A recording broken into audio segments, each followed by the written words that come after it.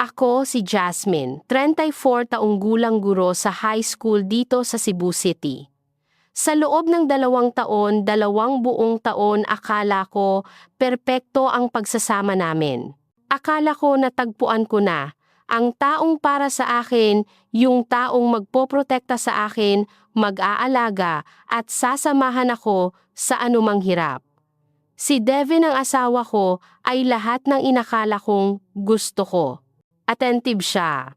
Caring, laging tinitiyak na okay ako, laging nagche-check sa akin. Nagwo-work from home siya bilang software engineer kaya laging naroon siya pag uwi ko mula sa school. Minsan may handang hapunan o magluluto kami ng magkasama tulad ng paborito naming lechon, kawali o kinilaw. Tatanungin niya ako tungkol sa araw ko, makikinig sa kwento ko tungkol sa mga estudyante, tatawa sa jokes ko, at gabi-gabi, walang palya, dadalhan niya ako ng vitamins ko kasama ang baso ng tubig. Hahalikan ang noo ko ng sobrang lambot at sasabihing mahal niya ako. Sasabihin niya, kailangan kong panatilihing healthy ang baby ko, na may ngiti na dating nagpapainit sa puso ko. Pinagkakatiwalaan ko siya, Diyos ko. Pinagkakatiwalaan ko siya ng buo ang puso ko, ang buhay ko, ang future ko. Ibinigay ko sa kanya ang bawat parte ko, walang tinira. At ang tiwala ay maaaring ang pinakadelikadong bagay na ibibigay mo sa isang tao. Dahil ang nadiskubre ko, nang tumigil ako sa paglunok ng mga pills na iyon, nang sa wakas ay nagmulat ako sa totoong nangyayari sa sarili naming bahay, sa sarili naming kwarto, sa sarili kong katawan, ay nagwasak ng lahat. Sinira nito ang bawat ala-ala, dinungisan, ang bawat sandali, ginawang kasinungalingan, ang bawat mahal kita. Nagwasak ito ng lahat na inakala kong alam ko tungkol sa lalaking pinakasalan ko, tungkol sa buhay na ginagalawan ko, tungkol sa kung sino pa ako ngayon. Pero bago ko ikwento ang bangungot na pinagdaanan ko, kailangan mong gawin ito para sa akin. Kung nanonood ka nito ngayon, paki-like at subscribe sa channel ko. Kailangan kong maabot ng kwentong ito ang maraming tao hanggat maaari. Dahil kung nangyari ito sa akin, isang edukadong babae guro na akala ko ay maingat ako, maaari itong mangyari sa sino man. I-drop ang comment sa ibaba na nagsasabi kung saan ka nanonood at anong oras na sayo ngayon. Binabasa ko ang bawat comment at nakakatulong ito na malaman kong hindi ako mag-isa, na may halaga ang kwento ko. Maniwala ka, gusto mong malaman kung paano ito natapos. Gusto mong malaman ang nadiskubre ko, ang ginawa ko, at kung paano ako nakaligtas. Kaya ibalik natin sa simula, noong normal pa ang lahat. O akala ko lang normal. Kami ni Devin ay nagpakasal 3 taon na ang nakalipas. Nagkakilala kami sa isang tech conference sa Manila. Naroon ako kasama ang ilang estudyante para sa isang STEM event at siya ay nagpe-present tungkol sa cybersecurity. Ironic, di ba? Ang lalaking nag-claim na nagpoprotekta ng systems para sa trabaho ay ang pinakamalaking threat sa security ko. Pero noon hindi ko alam yon. Charming siya, intelligent at mabait. Nag-date kami ng 1 taon bago niya ako i-propose. At ang kasal ay maganda, simple, intimate, kasama lang ang closest friends at family. Mahal siya ni mama, mahal siya ni papa, mahal siya ng lahat. Ang unang taon ng pagsasama ay wonderful. Nag-travel kami ng kaunti tulad ng pagpunta sa Bohol para sa beach, nag-ayos ng bahay namin nang magkasama, pinag-usapan ang pagkakaroon ng pamilya balang araw. Masaya ako, genuinely, deeply masaya. Pagkatapos mga 6 na buwan bago mag-collapse ang lahat, nagsimula si Devin ng bagong bagay. Sabi niya, nagbasa siya tungkol sa health at wellness, kung gaano kaimportante ang vitamins at supplements, lalo na para sa may stressful na trabaho tulad ng pagtuturo. Bumili siya ng vitamins na ito, mukhang regular capsule sa bottle mula sa parang health store. Sabi niya, special blend iyon, vitamin D, B complex, magnesium para sa tulog, stress at energy. Sobrang enthusiastic siya, sobrang caring. Baby, sobrang hirap ng trabaho mo, sabi niya. Lagi kang pagod. Hayaan mong alagaan kita. At hinayaan ko siya. Diyos ko, hinayaan ko siyang alagaan ako. At ang desisyon na iyon, ang simpleng tiwala na iyon, ay naging pinakamalaking bangungot ko. Sa una, mukhang okay ang lahat. Iiinom ko ang vitamins, matutulog, magigising na refreshed. Pero dahan-dahan nagsimulang magbago ang mga bagay. Nagsimulang mapansin ko ang gaps sa memory ko. Babanggitin ni Devin ang mga usapan na supposedly nangyari pero wala akong alaala. Sasabihin niya, "Naalala mo ba nang sabihin mo magre-renovate tayo ng guest room? O sabi mo gusto mong bisitahin ang ate mo next month?" At titingin lang ako sa kanya na confused dahil wala akong naaalala. Tatawa lang siya, sasabihing sobrang hirap ng trabaho ko na kailangan kong mag-relax pa, magpahinga pa. Pero hindi lang usapan. Magigising ako na sobrang pagod kahit natulog ng 9 minsan 10 oras. Nagtuturo ako ng English sa high school at nagsimulang hirapan sa lessons ko. Tatayo ako sa harap ng classroom at biglang magbla-blank ang isip ko. Makakalimutan ko ang ituturo, mawawala ang train of thought mid-sentence. Napapansin na ng students ko. Isang beses tinanong ako ng isa kung okay ako at na-realize kong hindi pero hindi ko alam bakit. Pagkatapos nagsimulang lumitaw ang pajamas. Matutulog ako na suot ang isang bagay at magigising sa iba ng tuluyan. Matutulog ako sa paborito kong oversized t-shirt at magigising sa nightgown na halos hindi ko naaalala na meron ako. Nang tanungin ko si Devin, titingnan niya ako na parang baliw ako. "Baby, nagpalit ka sa gitna ng gabi," sabi niya, "half asleep ka. Siguro hindi mo naaalala." At tatanggapin ko ang explanation na yon dahil ano pa ba, ang bruises ay nagsimulang lumitaw mga 2 buwan na. Maliit muna sa upper arms, parang fingerprints. Napansin ko isang umaga habang nagbibihis para sa trabaho at lumamig ang dugo ko. Tinanong ko si Devin tungkol dito. Nang gabing iyon, sinubukang panatilihing calm ang boses kahit nanginginig ang kamay ko. Mukhang concerned siya. Sobrang concerned. At sabi niyang baka nabubunggo ako nang hindi ko namamalayan. Baka anemic ako at madaling magka-bruise. Sabi niyang magpa-check ako sa doktor. Nag-offer pa siyang mag-appointment para sa akin at ginawa niya. Ginawa niya ang appointment, dinala ako roon, umupo sa waiting room tulad ng supportive husband na nagpanggap siya. Nag-run ng blood work ang doktor. Normal ang lahat. Sabi niya, stressed siguro ako. Baka dapat kong i-consider ang anxiety medication. Agad sumang-ayon si Devin. Sabi niyang, make sense na stressful ang pagtuturo at siguro nagpapahirap ako sa sarili ko. Nagbigay ng prescription ang doktor at pinunan iyon ni Devin ng araw na iyon. Higit pang pills, higit pang lulunukin, higit pang bagay na papayagan kong pumasok sa katawan ko nang walang question. Pero ang totoo, hindi ako naramdaman na anxious. Hindi bago ito lahat nagsimula. Mahal ko ang trabaho ko. Mahal ko ang buhay ko. Ang anxiety ay dumating kalaunan.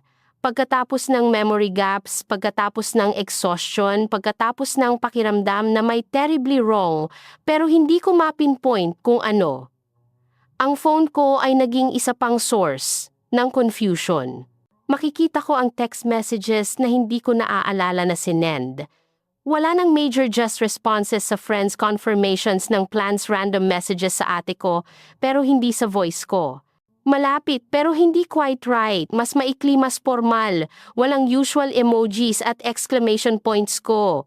Nang banggitin ko kay Devin, sabi niyang siguro nagte-text ako bago fully awake na nangyayari raw sa kanya lagi. At muli naniniwala ako sa kanya dahil bakit hindi asawa ko siya. Mahal niya ako. Walang reason para magsinungaling sa akin. O akala ko lang. Nagsimulang lumala ang mga bagay mga 4 na buwan na.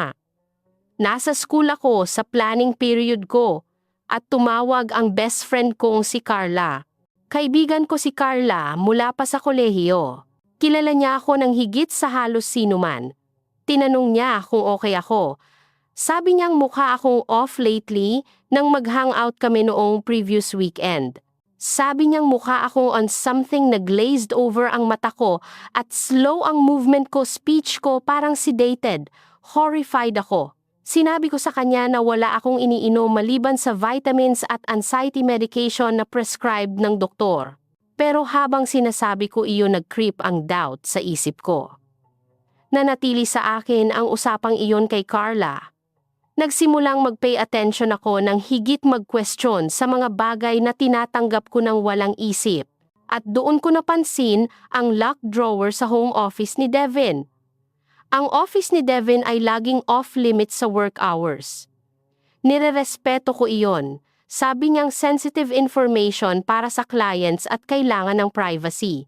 Pero isang hapon umuwi ako ng maaga mula sa school dahil sa teacher workday at pumunta ako sa office niya para magtanong ng something. Bukas ang pinto na unusual at wala siya sa desk. Siguro pumunta sa bathroom o kumuha ng snack. At naroon sa bottom drawer ng desk niya, nakita ko ang padlock, physical padlock sa drawer na hindi nakalock dati sa buong pagsasama namin. Nagsimulang mag-race ang puso ko. Nakatayo ako roon na nakatitig sa lock na iyon at bawat instinct sa katawan ko ay sumisigaw na may mali. Nang bumalik si Devin, tinanong ko siya tungkol dito ng casual hanggat maaari. Hey! Kailan mo nagsimulang i-lock ang drawer na iyan? Halos hindi niya tiningnan mula sa phone niya. O yung new client. Super sensitive data. Required nila ng extra security. Calm ang boses niya, unbothered. Ngumiti siya sa akin at tinanong kung ano ang gusto ko para sa dinner. Pero hindi ko maalis ang pakiramdam na may ibig sabihin ang lock na iyon. Sigurado. Sa susunod na mga linggo, nagsimulang bantayan ko si Devin ng mas maingat. Hindi obvious, ayaw kong malaman niyang suspicious ako, pero pinansin ko ang patterns. Lagi siyang insistent tungkol sa vitamins, halos anxious. Kung makalimutan ko o sabihing mamaya na magkakaroon siya ng look sa mata ng saglit na hindi ko pa nakikita dati. Worry, fear, anger. Hindi ko maplase pero nakaka-unsettle. Itutulak niya ang pills sa akin, magjo-joke tungkol sa kung gaano ako ka-forgetful, tatayo roon hanggang lunukin ko. Isang gabi, mga 6 na linggo bago mag-collapse ang lahat, nagising ako ng hating gabi o akala ko nagising. Foggy ang isip ko. Parang 100 pounds ang katawan ko pero conscious ako ng sapat para marinig si Devin sa phone sa hallway. Mahina ang boses niya, hushed, pero narinig ko ang fragments. Martes ng gabi. Oo, same price. Out cold siya. Huwag kang mag-alala. Ang dugo ko ay lumamig. Sinubukan kong gumalaw, subukang bumangon at harapin siya pero hindi sumagot ang katawan ko. Parang nakakulong sa nightmare na sinusubukan mong sumigaw pero walang tunog. Nadala ako pabalik sa unconsciousness bago ko marinig ang iba pa. Kinabukasan, convinced ko ang sarili ko na dream iyon. Kailangan kong i-dream iyon dahil ang alternative na pinag-uusapan ng asawa ko, ang pagiging out cold ko sa isang tao sa phone, ay sobrang horrifying para i-consider. Normal si Devin sa breakfast. Hinalikan ako goodbye bago ako umalis para sa trabaho. Sinabi na mahal niya ako. Paano ang taong tumitingin sa akin ng ganyan, yumayakap sa akin ng ganyan, ay capable ng something sinister pero hindi ko ma-let go? Ang phone call na iyon, real o imagined, ay nagtanim ng seed ng doubt na lumaki ng lumaki hanggang hindi ko na mai-ignore. Nagsimulang itest ko siya sa small ways. Magpe-pretend akong ininom ang vitamins at itatago sa ilalim ng tang tapos ispit kapag pumunta sa bathroom. Pero nagsimulang bantayan ako ni Devin ng mas maingat, siguradong lunukin ko, hihilinging buksan ang bibig ko afterward na parang bata ako. Just making sure you're not forgetting, baby, sabi niya nang may tawa. Pero hindi ito mukhang joke, mukhang control. Ang gabi na nagbago ang lahat ay nagsimula tulad ng ibang gabi. Dinala ni Devin ang vitamins ko at baso ng tubig ng 10:30 p.m. right on schedule. Umupo siya sa edge ng kama, pinanood akong inumin, hinalikan ang noo ko. Sweet dreams, beautiful, bulong niya. Naramdaman ko ang familiar drowsiness na nag-creep in within minutes. Ang heavy pulling sensation na nagpa-droop sa eyelids ko at nag-scatter sa thoughts ko. Pero may different ng gabing iyon. Medyo off ang lasa ng pills. Hindi ba just different? Parang mas mabilis na dissolve nag-iwan ng bitter aftertaste na hindi normally naroon at sa unang pagkakataon ang real fear ay sumalakay sa fog. Paano kung hindi ako imagining? Paano kung tama si Carla? Paano kung may mali talaga sa vitamins na iyon? Nagdesisyon ako sa moment na iyon na siguro nagligtas ng buhay ko. Lalabanan ko ang drowsiness. Mananatili akong gising at tingnan kung ano ang mangyayari pagkatapos na supposed akong unconscious. Ito ang pinakamahirap na ginawa ko. Ang pull towards sleep ay overwhelming, parang hinahatak pababa sa tubig ng current. Sobrang bigat ng katawan ko. Patuloy na sinusubukang shutdown ang isip ko. Pero pinokus ko ang fear. Hinayaan kong panatilihin akong alert. Iniisip ko ang locked drawer, ang phone call na narinig ko, ang bruises at memory gaps, at ang pakiramdam na nawawala ako ng paunti-unti. Pinindot ko ang fingernails ko sa palms ko hanggang sumakit. Kinagat ko ang inside ng cheek ko. Nag-count backward ako mula sa 1,000, kahit ano para manatiling conscious. Dumating si Devin para i-check ako mga 30 minutes kalaunan. Narinig ko ang pagbukas ng bedroom door ng mahina. Narinig ko ang footsteps niyang lumalapit sa kama. Pinanatili kong nakapikit ang mata ko. Pinanatili kong deep at even ang breathing ko na parang tulog. Naramdaman ko siyang yumuko sa akin. Naramdaman ko ang breath niya sa mukha ko. I-check kung out ako. Pagkatapos ng parang forever tumayo siya at umalis sa kwarto, sinara ang pinto sa likod niya. Nakahiga ako sa dilim, pounding ng husto ang puso ko na akala ko maririnig niya. Natakot ako. Hindi ko alam kung ano ang hinihintay ko, kung ano ang inaasahan kong mangyari, pero bawat nerve sa katawan ko ay sumisigaw na kailangan kong manatiling alert. Ng 11:47 p.m. Hindi ko makakalimutan ang oras dahil pinapanood ko ang clock sa nightstand ko, ginagamit bilang anchor para manatiling conscious. Bumalik si Devin sa kwarto. Hindi niya binuksan ang ilaw.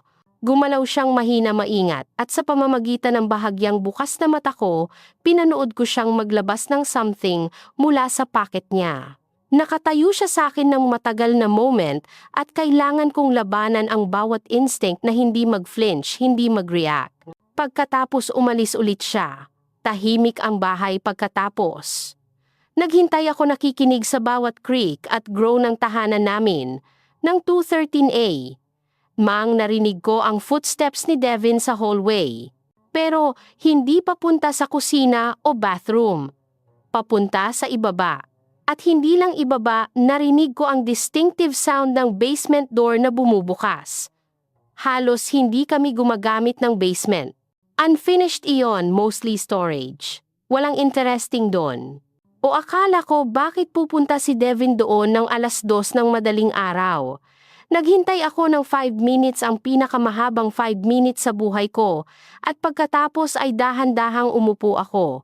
Umiikot ang ulo ko. Parang gumagalaw sa molasses ang katawan ko, pero pinilit ko ang sarili kong bumangon mula sa kama. Lumusot ako sa bedroom door at binuksan ito inch by inch. Natatakot na mag-creak ito at magbigay away. Madilim ang hallway. Gumalaw ako papunta sa stairs, silent ang bare feet ko sa carpet. Habang lumalapit ako sa basement door, narinig ko ang something na nagpalamig sa dugo ko. Voices plural. Nag-uusap si Devin sa isang tao doon. Pinindot ko ang tainga ko sa pinto, halos hindi humihinga, straining para marinig. Dapat good pa ng ilang oras. Iyon ang boses ni Devin. Sigurado ka bang hindi siya magigising? Isang unfamiliar male voice, gruff at low. Never nangyari dati. Trust me, man. Completely out siya. Sa dosage na binibigay ko, hindi niya maaalala ang anuman. Kahit magising man, somehow, tumawa si Devin. Talagang tumawa. Naramdaman kong susuka ako. Lumundag ako pabalik kamay sa bibig para hindi makagawa ng tunog. May tao sa bahay namin. Hinayaan ni Devin na pumasok ang isang tao sa bahay namin habang akala niyang unconscious ako. At mula sa paraan ng usapan nila, hindi ito unang beses. Dapat kong tinawag ang pulis noon pa. Dapat tumakbo ako, kinuha ang phone ko, humingi ng tulong pero nasa shock ako. Hindi ako makapag-isip ng straight. Ang lalaking mahal ko, ang lalaking pinagkakatiwalaan ko ng buo, ay nagde-drug sa akin intentionally, regularly at nagdadala ng strangers sa bahay namin habang unconscious ako. Ang implications ay sumalakay sa akin tulad ng physical blow, ang memory gaps, ang different pajamas, ang bruises, ang pakiramdam na may nangyari sa akin pero hindi ko maaalala kung ano. Oh Diyos, oh Diyos. Ano ang ginawa niya? Ano ang hinayaan niyang gawin nila? Somehow, nakabalik ako sa bedroom. Hindi ko naaalala ang pag-akyat ng stairs o paglakad sa hall. Naalala ko lang biglang nasa kama ulit ako nanginginig ng husto na akala ko ay masisira ako. Hinila ko ang covers sa ibabaw ko at naghintay ako. Nakikinig sa pagbalik ni Devin sa itaas 1 oras kalaunan. I-check niya ulit ako at nagpanggap akong patay unconscious.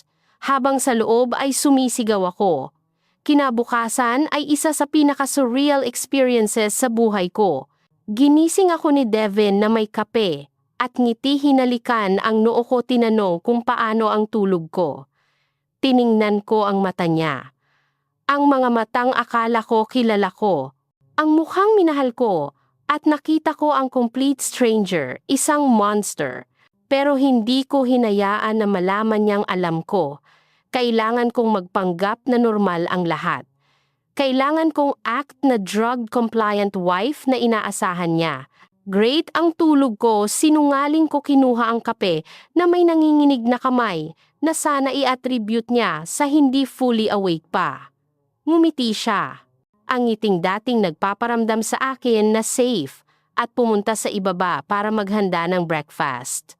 Nang sandaling wala siya, tumakbo ako sa bathroom at sumuka. Nakatayo ako roon na hawak ang sink, tinitingnan ang sarili ko sa salamin. Putla ang mukha ko, haunted ang mata ko, at halos hindi ko kilala ang sarili ko. Sino ang babaeng ito? Paano ko hinayaan na mangyari ito? Paano ako naging bulag, pero wala akong time para sa self-pity o shock? Kailangan kong i-figure out ang nangyayari. Kailangan kong magkaroon ng proof dahil kung pumunta ako sa pulis na may kwento ko lang, may suspicion ko lang na nagde-drug sa akin ang asawa ko, maniniwala ba sila? Without evidence, word ko lang against sa kanya. At magaling magsinungaling si Devin. Sobrang galing na ginagawa niya ito ng buwan at hindi ko naisip kahit ano. Nang umagang iyon habang nasa shower si Devin, kinuha ko ang laptop niya mula sa office. Nanginginig ng husto ang kamay ko, halos hindi mag-type. Sinubukan kong i-guess ang password, anniversary namin, birthday niya, birthday ko. Wala gumana. Ang lock drawer ay nag-mock sa akin mula sa kabila ng kwarto pero wala akong anything para i-pick ang lock. Wala akong time para maghanap ng key. Ibinabalik ko ang laptop exactly kung saan ko nakuha at nag-ready para sa trabaho. Sa school ng araw na iyon, zombie ako. Itinuro ko ang classes ko sa autopilot, halos hindi aware sa sinasabi ko. Sa lunch, umupo ako sa empty classroom ko at umiyak. Nakita ako ng isang colleague at tinanong kung okay ako. At gusto kong sabihin sa kanya ang lahat, pero hindi lumabas ang words.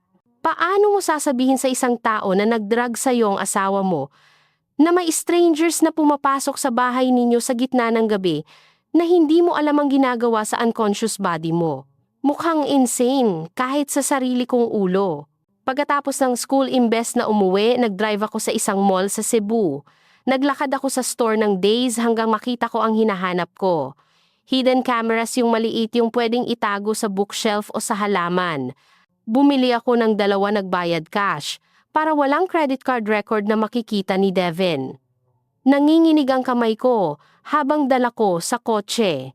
Umupo ako sa parking lot ng 20 minutes tinitingnan lang ang shopping bag sa passenger seat ko. Ito na. Ito ang line na tatawid ko. Once na i-plant ko ang cameras na ito, once na i-collect ko ang evidence na ito, walang balik. Tapos ang marriage ko. Tapos ang buhay ko na kilala ko. Pero ano ang choice ko? Hindi ko kayang magpatuloy ng ganito. Hindi ko kayang hayaan siyang mag-drag ulit sa akin. Hindi ko kayang mag-wonder kung ano ang nangyayari sa akin habang unconscious ako. Umuwi ako at naghintay na umalis si Devin para sa evening jog niya. Pupunta siya araw-araw ng 5:30 tulad ng clockwork. Nang sandaling sumara ang pinto sa likod niya, gumalaw ako.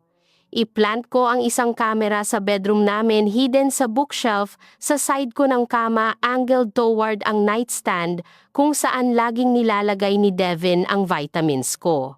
I-test ko gamit ang phone ko para sure na gumagana, sure na clear ang view. Pagkatapos tumakbo ako sa ibaba sa basement. Pounding ang puso ko habang bumaba ako sa stairs na iyon. Halos hindi ko ginagamit ang basement mula nang lumipat kami. Boxes lang ng old stuff Christmas decorations tools. Pero ngayon mukhang sinister, parang evidence ng crimes na hindi ko pa alam. Naghanap ako ng frantic ng lugar para itago ang second camera. May air vent sa far wall at nagawa kong pry off ang cover gamit ang screwdriver mula sa toolbox ni Devin. Inilagay ko ang camera sa loob, angled para cover ang karamihan ng basement at ibinalik ang vent cover. Nakabalik ako sa itaas nang sandaling narinig ko ang key ni Devin sa front door.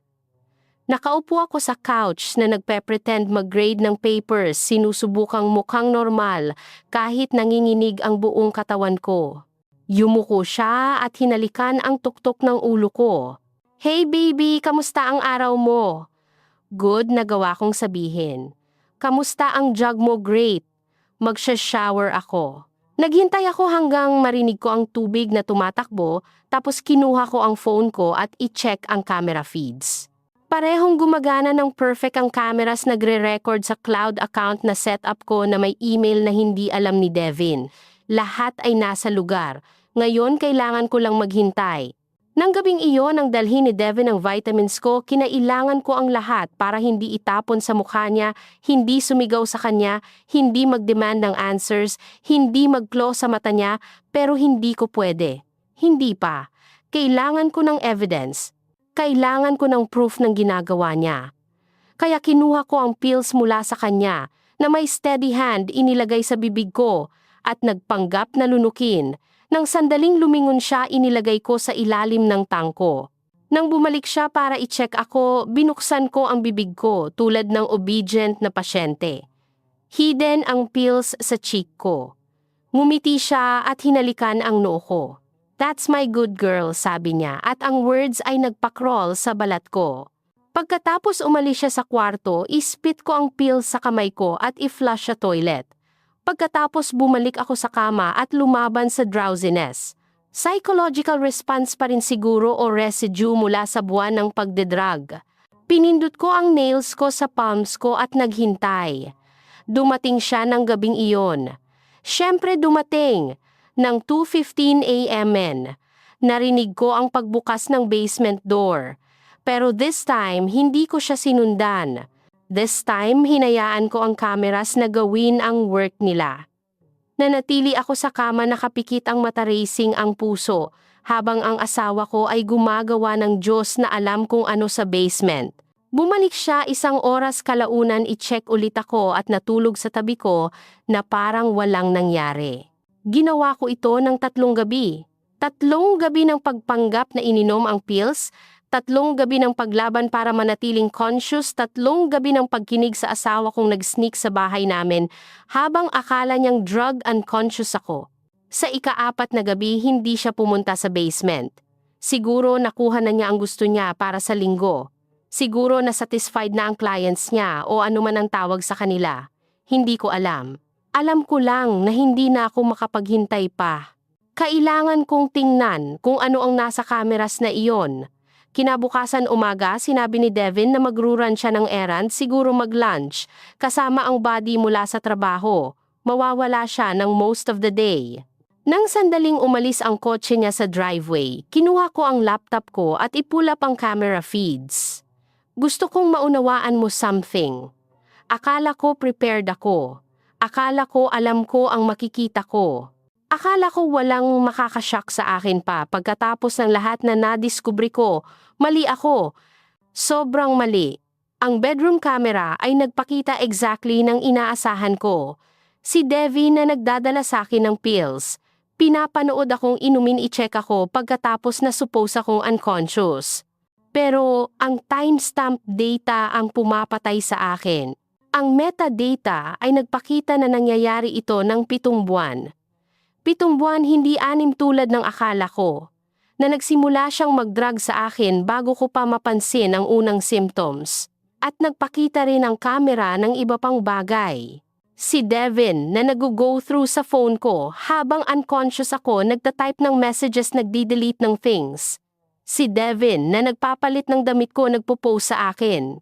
Pinanood ko siyang igalaw ang limp body ko na parang manika ako. At ang violation nito, ang absolute desecration ng tiwala ko, ay nagpagusto sa akin na sunugin ang mundo. Pero iyon ay wala kumpara sa basement footage. Pinanood ko ang asawa ko, ang lalaking nangako kong mahalin, nang habang buhay nagdadala ng mga lalaki sa bahay namin.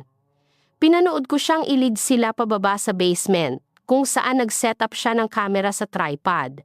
At na-realize ko ang nangyayari. Hindi niya lang hinahayaan ang tao sa bahay namin. Nag-charge siya sa kanila. Nag-charge siya ng pera para pumunta sa bahay namin, habang drugged unconscious ako sa itaas. Nagpapakita ang camera footage na tinatanggap niya ang cash nag-show ng photos sa phone niya. Photos ko clearly based sa reactions nila at pinanood ko ang pagpalit ng pera. Nagpapakita ang camera ng mga lalaki na nakatayo sa tuktok ng stairs namin tumitingin pataas kung saan ako nakahiga na unconscious at ang look sa mukha nila ay nagpagusto sa akin na sumuka. Pinanood ko si Devin na nag-show ng something sa laptop niya sa basement at tatawa sila tumatango magbibigay ng pera. Hindi nagpapakita ang footage ng ano ang pinapakita niya sa laptop na iyon pero maaari kong imagine pictures ko, videos ko, content na ginawa habang drugged ako, unconscious, unable to consent, unable to fight back, unable to even know ang nangyayari. Umupo ako sa kitchen table na pinapanood ang footage na ito. At hindi ako makahinga. Ang lalaking minahal ko, ang lalaking pinagkakatiwalaan ko, ng buhay ko ay nagtra-traffic ng katawan ko. Nag-recreate siya ng content ko without my knowledge or consent at nagbebenta ng access rito ng buwan. Nang 7 buwang iyon nagbe-violate siya sa akin sa ways na hindi ko fully comprehend. At wala akong idea. Nakita ko ang file sa cloud storage. Hundreds ng files na may dates na bumabalik ng 7 buwan. Hindi ko nagawa na buksan ang mga iyon. Ayaw kong makita ang ginawa niya, ang nire-record niya, kung paano niya i-pose ang unconscious body ko para sa sick customers niya. Ang fact na umiiral sila ay sapat na. Ang fact na ginawa niya ito ang asawa ko, ang lalaking nakatayo sa altar, at nangako na mahalin at alagaan ako ay sapat na. Hindi ko na makapanood pa. Isinara ko ng malakas ang laptop ko at tumakbo sa bathroom kung saan sumuka ako hanggang wala nang natira. Nag-collapse ako sa bathroom floor, humihikbi, nang husto na akala ko ay masisira ako. Paano ito nangyari? Paano ko napakasalan ang monster na ito nang hindi ko alam paano ko hinayaan na magpatuloy ito ng 7 buwan? Pero ang grief ay naging rage. White-hot, all-consuming rage na sumunog sa shock at horror. Ginawa niya ito sa akin. Nag-violate siya sa akin ginamit binenta habang natutulog ako. Ninakaw niya ang 7 buwan ng buhay ko. Ninakaw ang sense of safety ko. Ninakaw ang ability ko na magtiwala at magbabayad siya rito. Kung ito ang huling gagawin ko, sisiguraduhin kong magbabayad siya sa bawat sandali ng ginawa niya. Hindi ko pinagkakatiwalaan ang sarili ko na manatili sa bahay na iyon.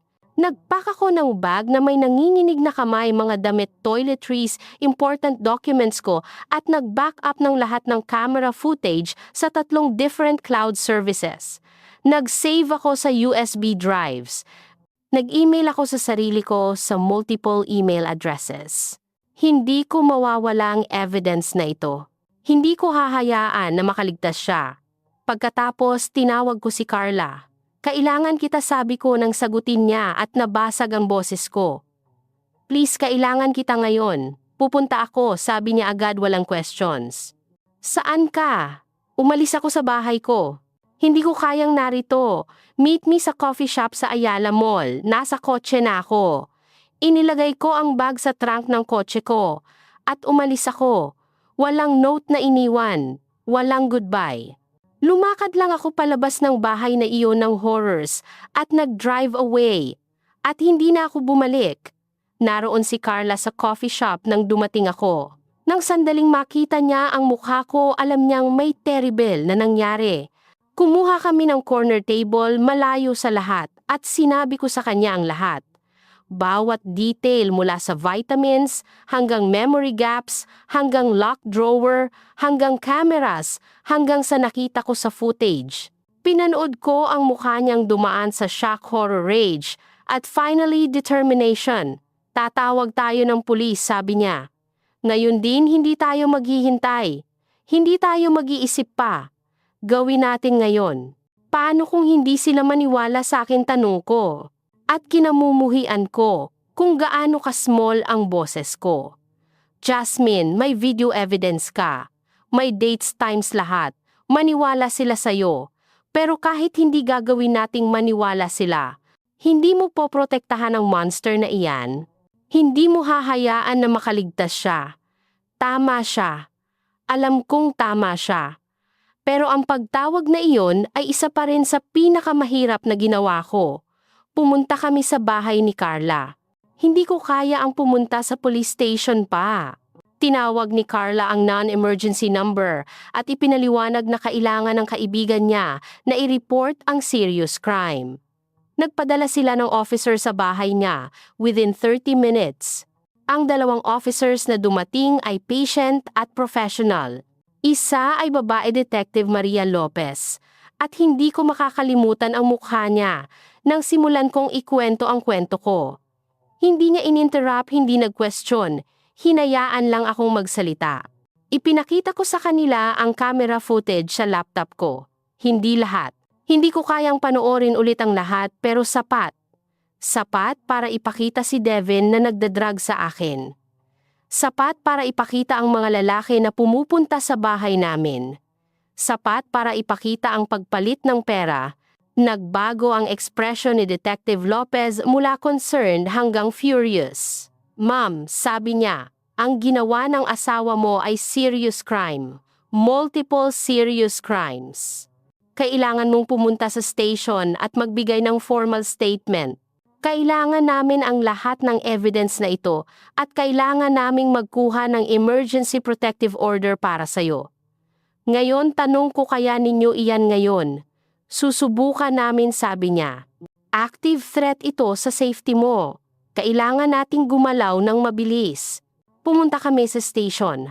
Surreal ang pag-upo sa interview room, pagbigay ng statement ko habang nagre-record si Detective Lopez ng lahat. Nagtanong siya ng questions na hindi ko naisip, nagpa-walk through sa details na sinubukan kong kalimutan.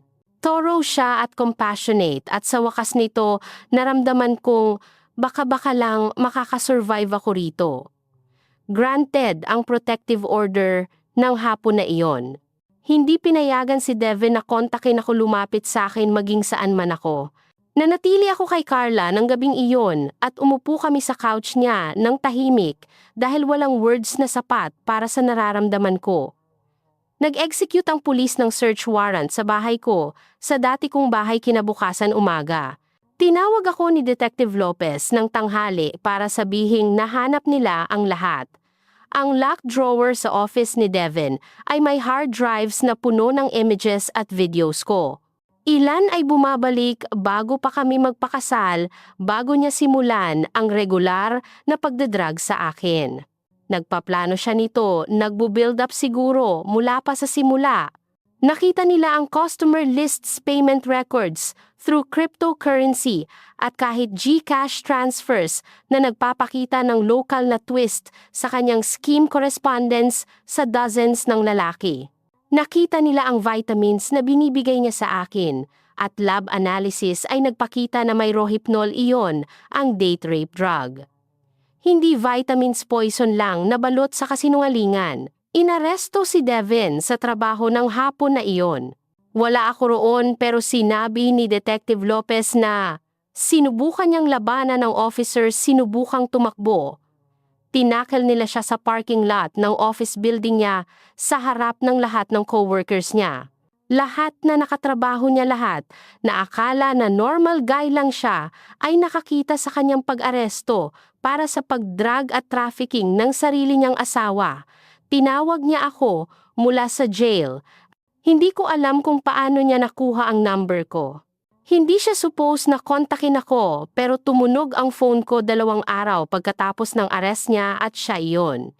Halos hindi ko sinagot pero may something sa akin na kailangang marinig ang boses niya. Kailangang marinig kung ano ang inaakala niyang masasabi niya sa akin pagkatapos ng ginawa niya. Jasmine, sabi niya, at mukhang sobrang normal, sobrang tulad ng Devin na minahal ko. Baby, please. Misunderstanding lang ito lahat. Maipapaliwanag ko ang lahat. Tumawa ako. Talagang tumawa at mukhang unhinged, kahit sa sarili kong tainga. Ipaliwanag ano, Devin? Ipaliwanag kung paano mo ako dinrug ng 7 buwan. Ipaliwanag kung paano mo binenta ang access sa katawan ko habang unconscious ako. Ipaliwanag kung aling part exactly. Hindi ganon, sabi niya, at may desperasyon na sa boses niya ngayon. Hindi ko hinayaan na hawakan ka ng sinuman. Sumpa, pictures lang, videos lang ng tulog mo. Wala nang iba, kailangan ko ang pera. May utang tayo. Wala tayong utang. Sigaw ko sa phone. Okay tayo. Ginawa mo ito dahil sick ka. Ginawa mo ito dahil predator ka at monster. At nakakita ka ng opportunity na violate ang sarili mong asawa para sa profit. Jasmine, please. I hope you rot, sabi ko. At malamig na ang boses ko. Patay. Hope mo na gumugol ka ng bawat araw sa natitira ng miserable life mo na iniisip ang ginawa mo. Hope mo na wasakin ka ng guilt. Ibinaba ko. Sinubukan niyang tawag ulit pero i-block ko ang number. Iyon ang last time na nagsalita ako kay Devin. Grueling ang legal process. Kailangan kong mag-testify sa harap ng grand jury. Kailangan kong umupo sa room na puno ng strangers at i-describe ng detail ang ginawa sa akin ang nadiskubre ko kung paano ang pakiramdam na panoorin ang camera footage na iyon. Umiiyak ang ilan sa kanila. Isa sa mga lalaki sa jury ay kailangang lumabas ng room dahil sobrang upset siya. Pero inindict nila si Devin sa multiple counts. Administering drugs without consent, sexual exploitation, distribution of intimate images without consent, trafficking-related offenses, at kahit violation ng anti-VAWC law na nagdagdag ng cultural weight sa case sa Pilipinas. Sinabi ng prosecutor na isa ito sa pinakamalakas na cases na nakita niya dahil smart ako na magkuha ng evidence bago harapin siya. Sinubukan ng lawyer ni Devin ang bawat trick. Sinubukan niyang i-discredit ako, sabihing unreliable witness ako dahil sa memory issues na nararanasan ko ang memory issues na cause ng client niya sa pagdedrug sa akin. Sinubukan niyang argue na may arrangement kami ni Devin na consented ako sa pag-film pero tinibag ng prosecution ang argument na iyon. Ipinakita nila na dinrug ako without knowledge. Ipinakita ang customer lists, ang payments, ang evidence na business ito para kay Devin. At nakita nila ang ilang customers niya at nag-offer ng immunity in exchange for testimony. 3 ang tumanggap ng deal. 3 lalaki ang sumulong at nag-testify na nagbayad sila kay Devin para sa access sa photos at videos ko. Isa sa kanila nang tanungin ng prosecutor kung bakit ginawa niya, sabi niyang, Ginawa niyang harmless. Parang alam niya, parang okay siya rito. Sabi niya, intuit siya na part ito ng marriage dynamic nila. Ipinakita ng prosecutor ang footage ni Devin na nag-drug sa akin at nagsimulang umiyak ang lalaki sa stand. Hindi ko alam, paulit-ulit niya. Sumpa hindi ko alam na dinrug niya siya. Pero alam niya, alam nilang lahat. Sa ilang level, hindi ka magbabayad para sa secret photos ng unconscious wife ng isang tao kung akala mo above board ang lahat. Hindi ka lulusot sa bahay ng isang tao ng 2:00 ng madaling araw para sa innocent reasons. Alam nila at nag-participate pa rin. At hope ko na nabubuhay sila sa guilt na iyon ng habang buhay. Tumagal ang trial ng 8 buwan. 8 buwan ng buhay ko na consumed ng bangungot na ito, na kailangang relive ito over and over sa bawat hearing o deposition o meeting sa prosecutor. 8 buwan ng therapy appointments kung saan sinubukan kong i-process ang violation, ang betrayal, ang complete destruction ng lahat na inakala kong buhay ko. 8 buwan ng pananatili kay Carla dahil hindi ko kayang mag-isa. Hindi ko kayang matulog nang hindi i-check ang bawat lock ng 3 beses. Hindi ko kayang isara ang mata nang hindi nagwo-wonder kung may nanonood sa akin. Ang therapist ko, si Dr. Villanueva, ay ang tanging nagpanatili sa akin na sane sa panahong iyon. Specialist siya sa trauma, particularly sexual trauma, at tinulungan niya akong maunawaan na hindi ko fault ang nangyari sa akin, na hindi ko maaaring malaman, mai-prevent o magawa ng different. Tinulungan niya akong i-work through ang guilt, ang crushing, suffocating guilt, na nagsasabi na dapat nakita ko ang signs, dapat nag-question sa vitamins, dapat mas smart o maingat o less trusting. Jasmine, sabi niya sa isa sa sessions namin, nang lumulunod ako sa self-blame. Magaling ang predator sa ginagawa nila. Skilled manipulator sila. Hindi ka pinili ni Devin dahil weak o stupid ka. Pinili ka niya dahil kind ka, trusting at loving. Mabubuting qualities iyan. Ginawa niyang weapon iyon pero hindi iyon nagiging bad. Hindi ka nagiging bad. Tumagal ng buwan para simulan kong maniwala sa kanya. Ang therapy ay hindi lang tungkol sa trauma ng ginawa ni Devin. Tungkol din ito sa pagre-rebuild ng entire sense of self ko dahil ninakaw niya rin iyon sa akin. Hindi ko alam kung sino ako pa. Ako ba ang babaeng inakala ko sa 7 buwan na iyon? O fake ba ang taong iyon? Drug construct na hindi talaga umiiral. Sino ako bago ang vitamins? Sino ako pagkatapos? Tinulungan ako ni Dr. Villanueva na makita na ako pa rin ako. Na ang core ng kung sino ako, ang guro na mahal ang students niya, ang kaibigan na nag-show up para sa tao, ang babaeng nagva-value ng honesty at kindness ay hindi nawasak. Naborid ito sa ilalim ng trauma at violation pero naroon pa rin. Kailangan ko lang hukayin ulit. Sa wakas ay nag-deliberate ang jury sa buwan 7. Kailangan kong mag-testify. Kailangan kong umupo sa stand na iyon ng 3 araw habang sinubukan ng lawyer ni Devin na gawing unreliable ako, unstable, vindictive.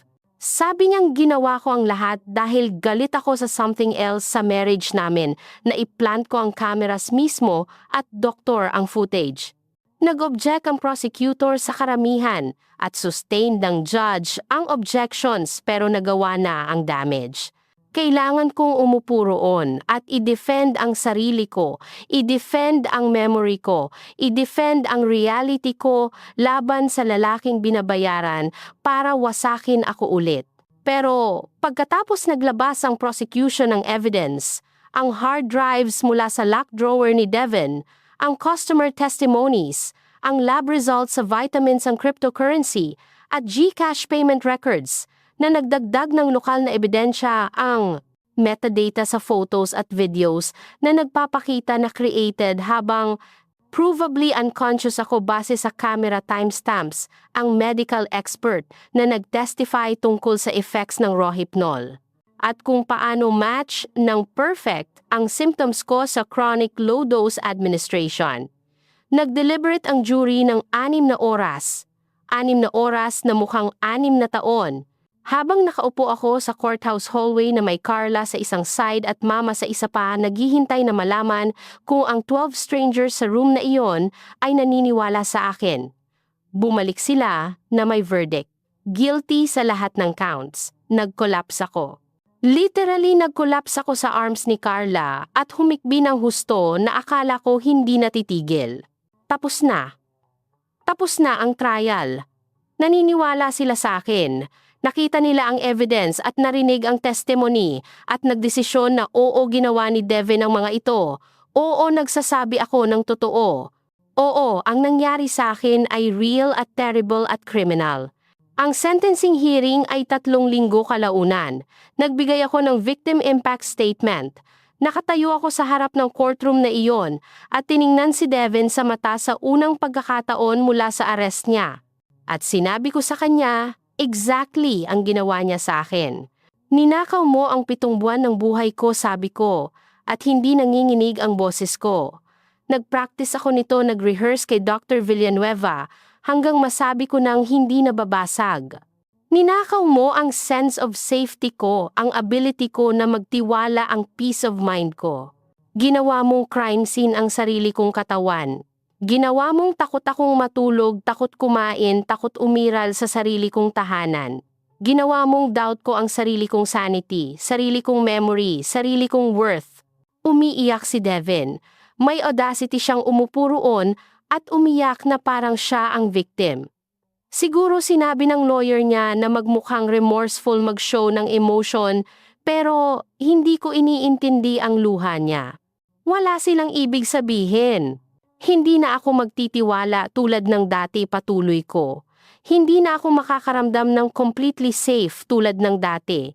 Ninakaw mo iyon sa akin at hindi ko na mababawi.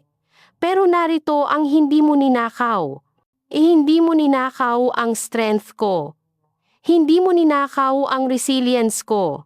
Hindi mo ninakaw ang determination ko na hindi lang survive kundi thrive despite sa ginawa mo.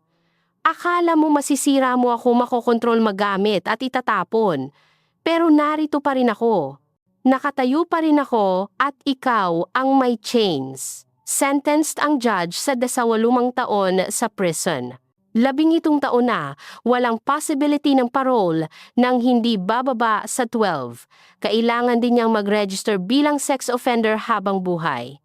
Nang lumabas siya, kung makalabas man, nasa 50s na siya at malalaman ng lahat kung ano siya. Bawat job application, bawat apartment rental, bawat interaction sa society ay mamarkahan ng ginawa niya sa akin. Hindi sapat, 18 taon, ay hindi sapat para sa 7 buwan ng violation, para sa lifetime ng trauma na dala ko. Pero something iyon. Justice na malapit sa maaaring ibigay ng legal system natin. Finalized ang divorce 6 na buwan matapos ang criminal trial. Nakuha ko ang lahat. Ang bahay kahit ibinenta ko agad dahil ayaw ko nang makita ulit. Ang retirement accounts niya, savings niya. Sinubukan ng lawyer niyang labanan pero mahirap mag-negotiate ng favorable divorce settlement kapag ang client mo ay convicted sex offender na nag-drug at nag-traffic ng asawa niya. I-donate ko ang karamihan ng pera sa organizations na sumusuporta sa survivors ng sexual violence tulad ng lokal na women's groups sa Cebu na tumutulong sa victims ng VAWC. Iningatan ko ang sapat para bayaran ang student loans ko at mag-start fresh somewhere new dahil hindi ko kayang manatili sa Cebu. Saan man ako pumunta, nakikita ko ang ghosts.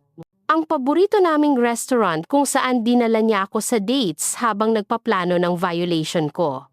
Ang grocery store kung saan namimili kami ng magkasama habang nagde-drug siya sa akin. Ang gym kung saan nagpe-pretend siyang devoted husband habang nagbebenta ng access sa unconscious body ko. Hindi ko kayang umiral sa space na iyon pa. Lumipat ako sa Davao City.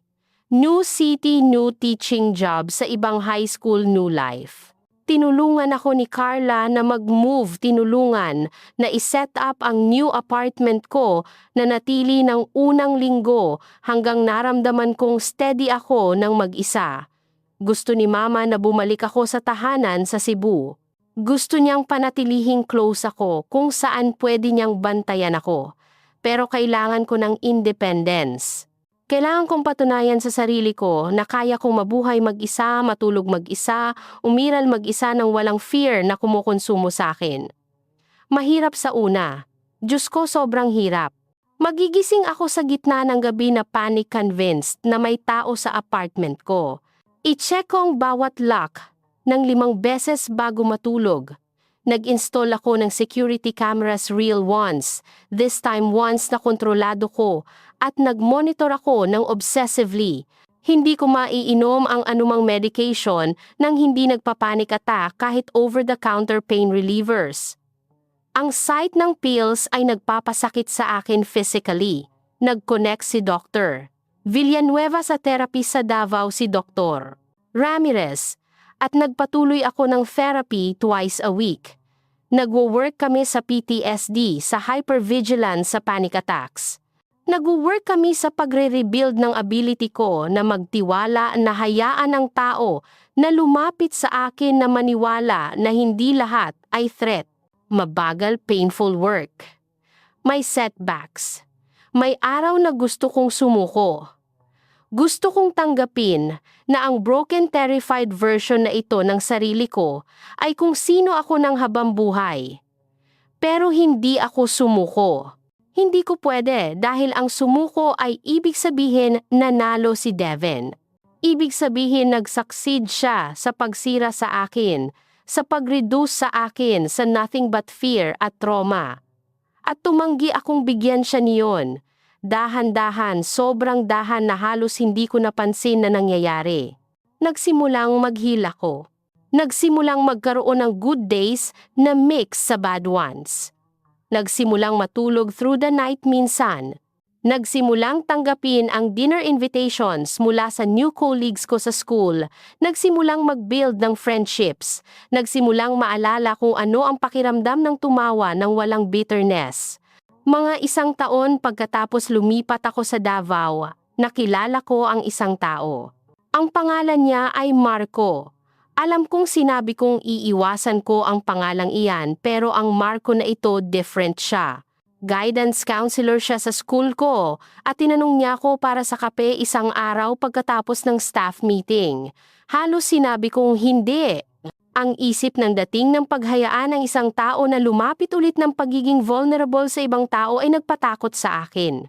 Pero may something kay Marco na mukhang safe. Siguro ang paraan na nirerespeto niya ang boundaries. Laging nagtatanong bago hawakan ang arm ko o tumayo ng malapit. Siguro ang patience sa mata niya nang hirapan akong sagutin ang simple questions tungkol sa past ko. Siguro just timing. Siguro finally ready ako na subukan ulit. Sinabi ko sa kanya tungkol kay Devin sa 3rd date namin. Nakaupo kami sa kotse niya sa labas ng apartment ko at tinanong niya lang kung pwede niya akong halikan.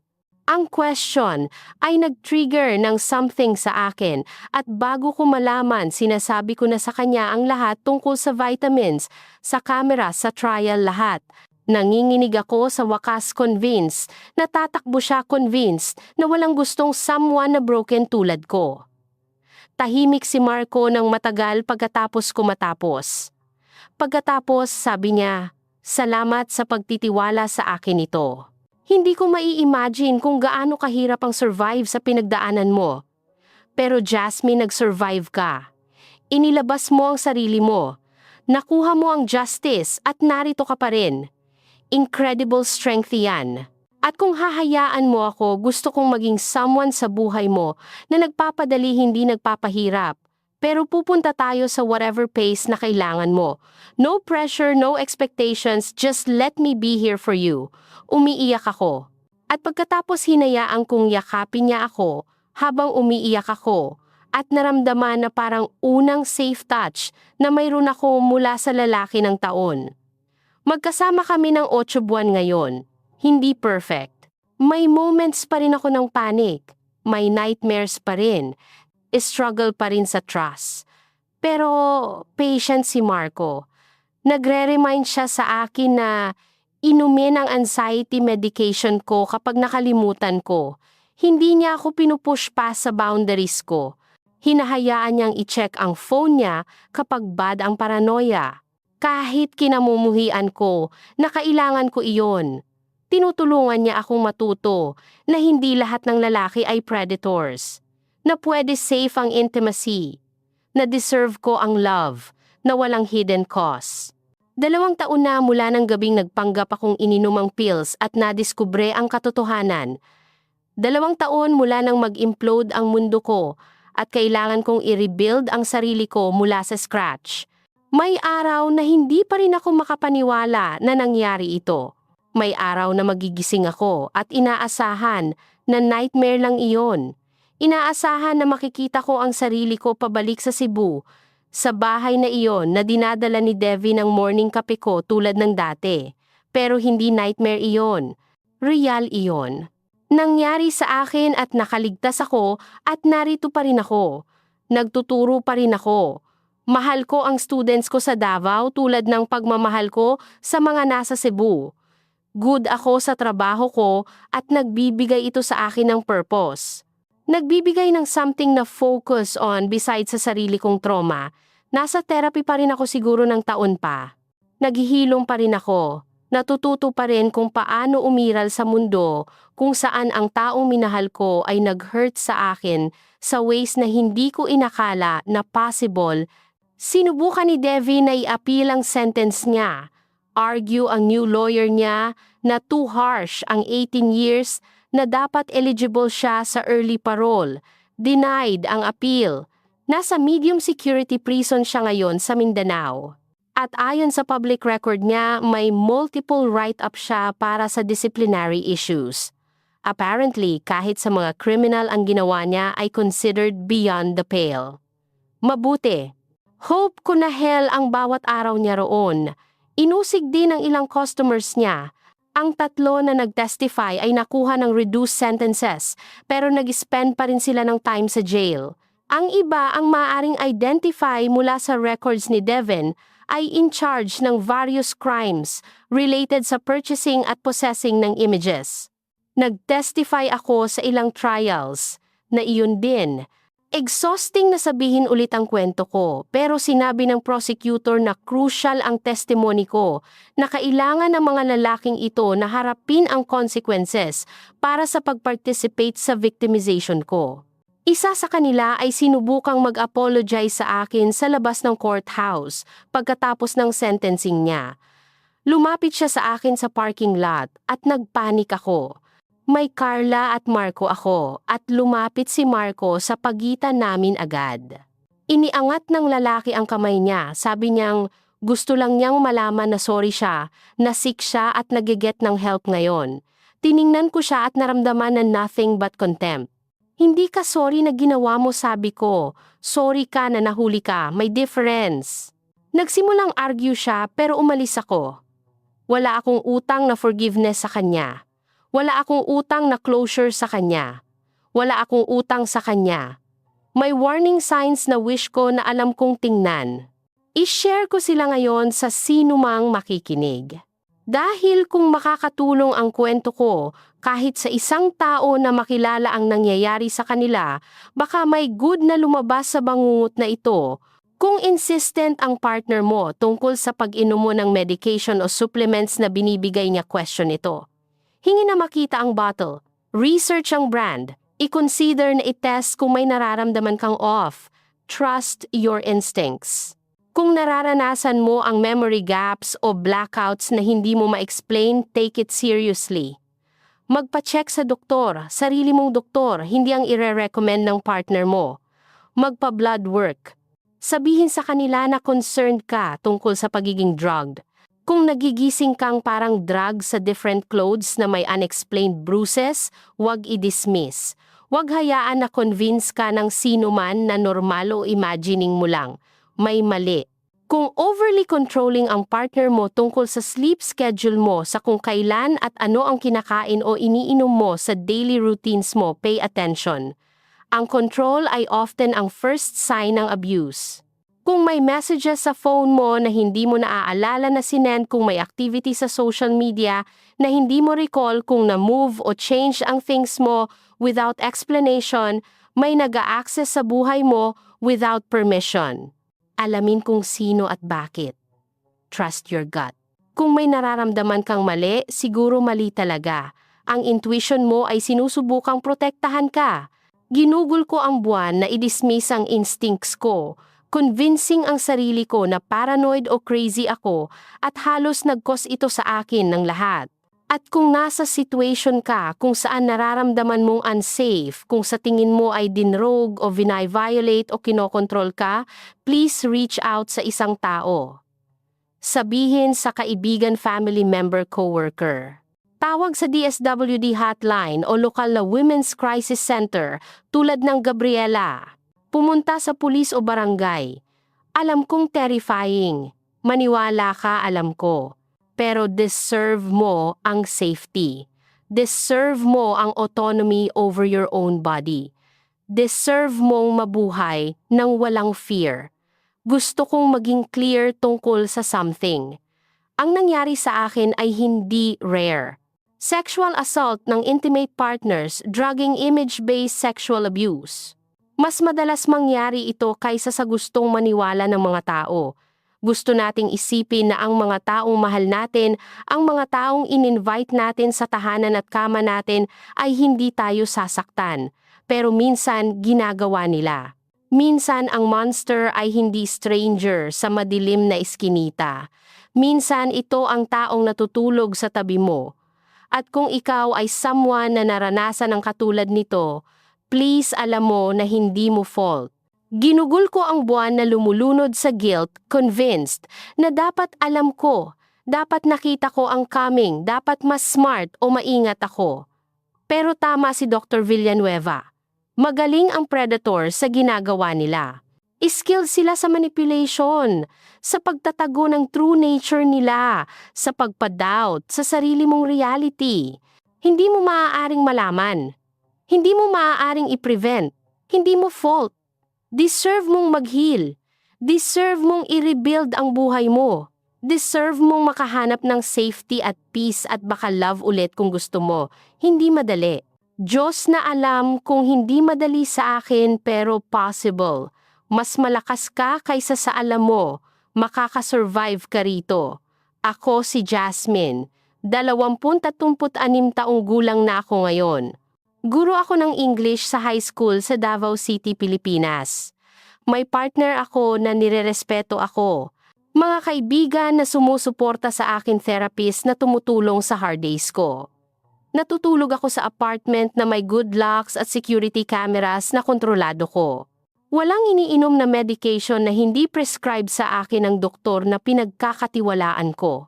Naghihilom ako dahan-dahan pero sigurado mula sa pinakamalalang violation na mai-imagine ko. At narito ako para sabihin sa inyo na kung nakaligtas ako sa ginawa ni Devin sa akin, kung nakahukay ako pabalik mula sa pit ng trauma at violation at betrayal na iyon, pwede mong makaligtas ang anumang hinaharap mo rin. Pwede mong gawin ito. Pwede mong i-rebuild. Pwede mong i-reclaim ang buhay mo mula sa taong sinubukang wasakin ito. Ninakaw ni Devin ang 7 buwan mula sa akin. Ninakaw niya ang sense of safety ko, ang ability ko na magtiwala ng madali ang innocence ko tungkol sa capable ng mga tao. Pero hindi niya ninakaw ang strength ko. Hindi niya ninakaw ang resilience ko. Hindi niya ninakaw ang determination ko na hindi lang survive kundi thrive. Despite sa ginawa niya, narito pa rin ako, nakatayo pa rin ako, at pwede ka rin. Kung nakarating ka ng ganito kalayo sa kwento ko, salamat sa pagkinig. Salamat sa pagiging witness sa nangyari sa akin. Please ibahagi ang video na ito kung sa tingin mo makakatulong ito sa isang tao. Hit ang subscribe button kung gusto mong sundan ang journey ko ng healing. At i-drop ang comment na nagsasabi kung saan ka nanonood, anong oras na sayo, at kung resonated ang kwento ko sayo sa anumang way. Stay safe diyan. Trust your instincts. Protektahan ang sarili mo at ang mga mahal mo. At tandaan, deserve mo ang safety, respect at autonomy over your own body. Lagi walang exception. Ito si Jasmine signing off. At sa sinumang naroon na nabubuhay, sa katulad ng nakaligtas ko, hindi ka mag-isa.